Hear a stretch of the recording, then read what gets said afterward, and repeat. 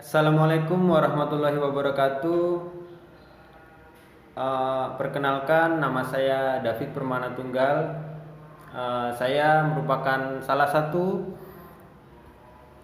dari kelas KPI 1, yakni kelompok 2. Saya akan mempresentasikan sebuah makalah yang kelompok kami telah buat. Alhamdulillah telah selesai, dan yakni dengan tema hadis periode Rasulullah dan hadis periode sahabat dan hadis periode tabi'in. Nah, kali ini saya akan menjelaskan sedikit tentang hadis periode Rasulullah yang telah kita ketahui, yakni hadis periode Rasulullah. Berarti kan hadis yang merupakan ada pada zaman Rasulullah, pada masa Rasulullah masih hidup, pada masa Rasulullah masih memerintah sebagai panutan agama pada masa itu. Nah, ketika Nabi berada di Mekah atau di Madinah, banyak sekali sahabat-sahabat yang belajar pada Rasulullah. Salah satunya hadis yang telah kita ketahui ini. Pada masa Rasulullah, para sahabat-sahabat itu banyak sekali yang meriwayatkan hadis langsung dari Rasulullah, karena memang pada saat itu Rasulullah masih ada, masih hidup, masih memerintahkan Islam dengan baik pada masa itu. Jadi pada masa hadis periode Rasulullah itu mempunyai keistimewaan yang tersendiri, yakni para sahabat bisa langsung menerima hadis tanpa ada perawi, atau ibarat kata lain, langsung bisa menerima hadis dari sumbernya langsung, yakni siapa? Rasulullah sendiri. Nah, jadi keistimewaan hadis pada masa Rasulullah ini sangat istimewa sekali, karena para sahabat bisa menerima hadis langsung dari sumbernya, yaitu Rasulullah sendiri.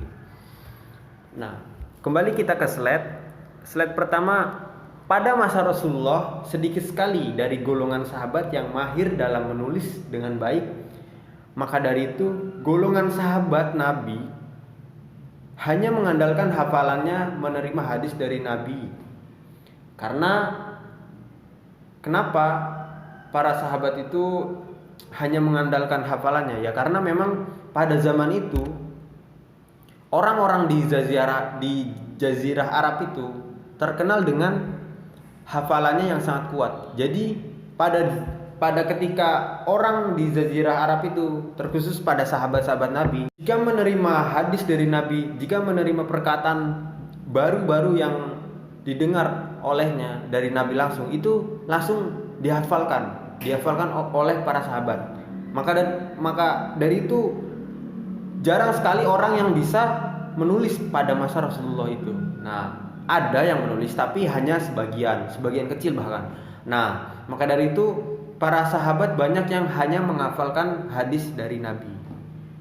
Dan banyak sekali para sahabat yang telah meriwayatkan hadis dan menghafalkan hadis-hadis. Dan ada juga sebagian dari kalangan orang di Jazirah Arab atau pada masa itu ada yang sudah bisa menulis dan membaca bahasa Arab pada masa itu, yakni sekitar wafatnya itu sekitar tahun 35 sebelum Hijriah. Jadi dia itu bernama Adi bin Zaid al-Abai, yakni dia adalah seorang yang menuliskan surat kepada Raja Kisrah namanya. Nah, itu dia adalah salah satu orang yang menuliskan surat Rasulullah dalam bahasa Arab yang diberikan kepada Raja Kisrah. Nah, orang ini adalah salah satu orang yang sudah mahir dalam nulis dan membaca pada masa itu. Jadi sebelum sahabat bisa membaca dan menulis, orang ini justru lebih dulu udah bisa gitu. Makanya beliau diamanahkan oleh Rasulullah untuk menuliskan surat dan diberikan kepada Raja Kisra gitu. Nah, Adapun cara-cara Rasulullah dalam menyampaikan hadis kepada para sahabatnya terutama. Nah, ini banyak sekali. Salah satunya adalah melalui jamaah berada pada pusat kajian ilmu atau bisa disebut dengan majelis ilmu. Nah, jadi setiap Nabi berkumpul dengan para sahabat itu Nabi mempunyai majelis ilmu, majelis yang hampir setiap hari diadakan oleh Rasulullah, berkumpul dengan para sahabat-sahabat yang lain seperti Abu Bakar, Utsman dan lain sebagainya, itu mengkaji tentang hadis tersebut, mengkaji tentang Al-Qur'an. Dan di sanalah, di majelis ilmu itulah Rasulullah banyak meriwayatkan hadis atau mengatakan hadis langsung kepada sahabat. Maka dari itu keistimewaan sahabat pada masa itu adalah bisa menerima hadis langsung dari mulut Rasulullah, langsung dari ucapan Rasulullah gitu. Maka pada zaman yang pertama ini, pada periode Rasulullah ini, sahabat itu sangat beda dengan yang lain. Kalau yang lain dia menerima hadis dari para perawi. Kalau sahabat yang satu masa dengan Rasulullah itu bisa langsung menerima hadis langsung dari ucapannya Rasulullah gitu. Nah, yang kedua, memberikan nasihat kepada sahabat tertentu, yang mana ini juga merupakan perkataan Nabi. Jadi gini, ada sahabat dari kalangan tertentu seperti halnya Umar, Utsman dan Ali lain sebagainya, itu memberikan hadis, memberikan perkataan langsung kepada sahabat-sahabatnya itu di hari-hari yang tertentu. Kadang Nabi bisa bertemu di jalan atau sedang lagi apa, itu Nabi langsung memberikan hadis, memberikan perkataan, ibaratnya perkataan yang bermakna besar gitu, khususnya bagi kita yang hidup di zaman sekarang ini gitu. Jadi Nabi itu memberikan nasihat-nasihat kepada sahabat lainnya dan dalam keadaan tertentu gitu. Semisal ada sahabat yang datang kepada Nabi dan langsung diberikan oleh Nabi nasihat, oh gini gitu. Jadi itu yang kedua. Terus yang ketiga adalah melalui perbuatan atau kejadian-kejadian yang sering Nabi praktekkan dalam melakukan ibadah. Di sisi lain juga diselipkan penjelasan-penjelasan terkait hukumnya. Jadi semisal ada sebuah perkara, Nabi langsung mempraktekannya, Nabi langsung berperan dalam perkara tersebut gitu. Jadi Nabi langsung mempraktekannya di depan para sahabat. Nah, dari prakteknya Nabi tersebut, sahabat menirukan, oh begini cara Nabi menyelesaikan masalah, oh begini cara Nabi bertindak dalam suatu masalah gitu. Jadi di situ ada poin pentingnya bagi para sahabat. Begini loh gitu. Jadi akhirnya para sahabat bisa menerima suatu tindakan Rasulullah yang baik dalam menangani suatu masalah. Nah, itu yang ketiga. Dan yang keempat, melakukan penyampaian secara terbuka atau sering kita ketahui pada zaman sekarang ini, khususnya yaitu melalui pidato, ceramah, khutbah atau yang disaksikan oleh orang banyak. Jadi pada zaman Rasulullah itu juga ada seperti halnya perkumpulan manusia gitu, khususnya para sahabat dan orang yang hidup semasa dengan Rasulullah. Nah, pada saat itu banyak sekali perkumpulan orang-orang banyak, dan akhirnya Rasulullah di situ menyampaikan sebuah nasihat-nasihat kepada orang yang berkumpul pada masa itu, dan akhirnya disitulah terciptanya hadis-hadis dari mulut beliau, langsung dari mulut beliau gitu. Semisal Nabi berkhutbah atau berpidato itu langsung disaksikan oleh orang banyak, itu secara terang-terangan. Nah, untuk yang kelima, ini untuk yang terakhir, untuk hal-hal yang berkaitan dengan biologis atau seperti halnya pasangan rumah tangga ataupun permasalahan dalam rumah tangga, Nabi menyampaikannya melalui istri-istrinya. Jadi semisal ada seseorang yang datang ke Rasulullah ingin bertanya suatu hal tentang rumah tangga atau tentang pasangan suami istrinya. Nah, Nabi tidak langsung menyampaikannya, tapi Nabi menyampaikan melalui istrinya, dan istrinya pun menyampaikan kepada orang tersebut yang datang kepada Nabi gitu. Jadi kalau masalah-masalah perempuan, masalah-masalah rumah tangga, masalah-masalah biologis, Nabi tidak menyampaikannya secara langsung. Tapi bahkan di riwayat lain ada yang menyampaikan secara langsung dan ada juga yang tidak langsung, yaitu melalui istrinya gitu. Jadi kalau ada orang yang punya masalah sama rumah tangganya, istrinya disampaikan oleh istrinya gitu. Jadi sekian dari kami, sekian dari saya. Ini adalah pembahasan pertama kami, yakni hadis-hadis periode Rasulullah. Dan kalian bisa membacanya di makalah kami yang lebih jelasnya, yang lebih enak lagi, yang lebih lengkap. Tentunya dilihat saja di makalah yang telah kelompok kami buat. Ya baik, itu saja. Akhir kalam. Assalamualaikum warahmatullahi wabarakatuh. Baik, Assalamualaikum warahmatullahi wabarakatuh. Saya di sini akan menjelaskan materi tentang hadis periode sahabat. Setelah Rasulullah SAW wafat, para sahabat tidak dapat mendengarkan lagi sabda-sabda dan melihat perbuatan Rasulullah SAW secara langsung yang berajaran ilahi. Sehingga informasi hadis hanya dapat diketahui melalui sahabat dekat Rasulullah SAW.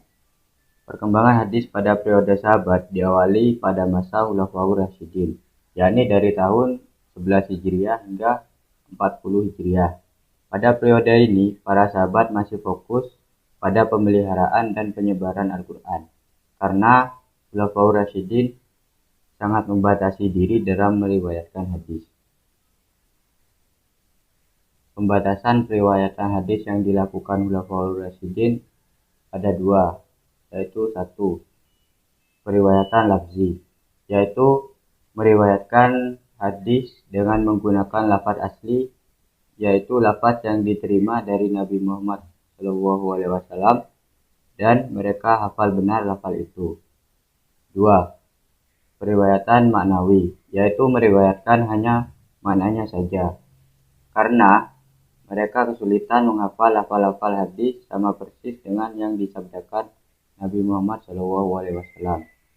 Dengan demikian, Khulafaur Rasyidin sangat kritis dalam meriwayatkan hadis.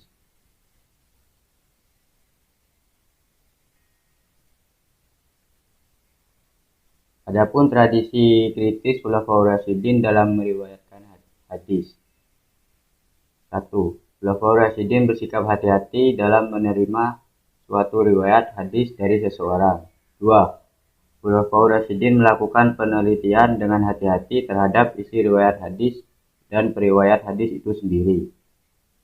3. Khulafaur Rasyidin dengan dipimpin oleh Abu Bakar dalam periwayatan hadis mengharuskan adanya saksi ketika meriwayatkan hadis.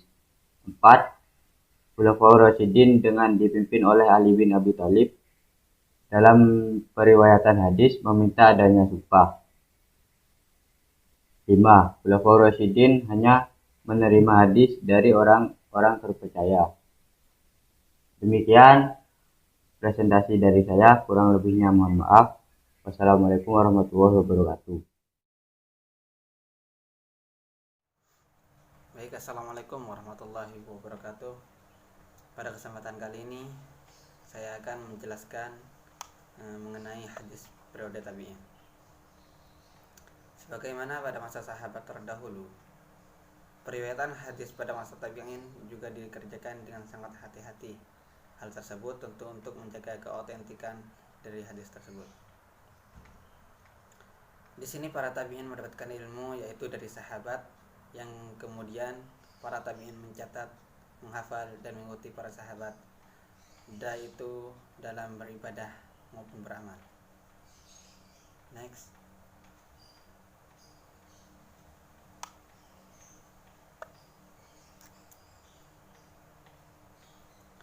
Pemodifikasian hadis pada masa tabi'in. Pemodifikasian hadis pada masa ini berlangsung pada abad 1 Hijriah, tepatnya pada masa kekhalifahan Umar bin Abdul Aziz. Beliau menginstruksikan kepada pemimpin wilayah atau gubernur untuk melakukan pemodifikasian, karena beliau khawatir setelah wafatnya para sahabat dan tabi'in, ajaran Rasulullah menjadi lenyap. Pada masa ini, pemodifikasian hadis masih bercampur dengan fatwa dan perkataan para sahabat. Namun meskipun begitu, perkembangan pemodifikasian hadis pada abad ini sudah jauh lebih baik apabila dibandingkan dengan abad sebelumnya yang masih berupa lembaran-lembaran atau suhuf yang hanya dikumpulkan tanpa adanya klasifikasi bab secara tertib. Next.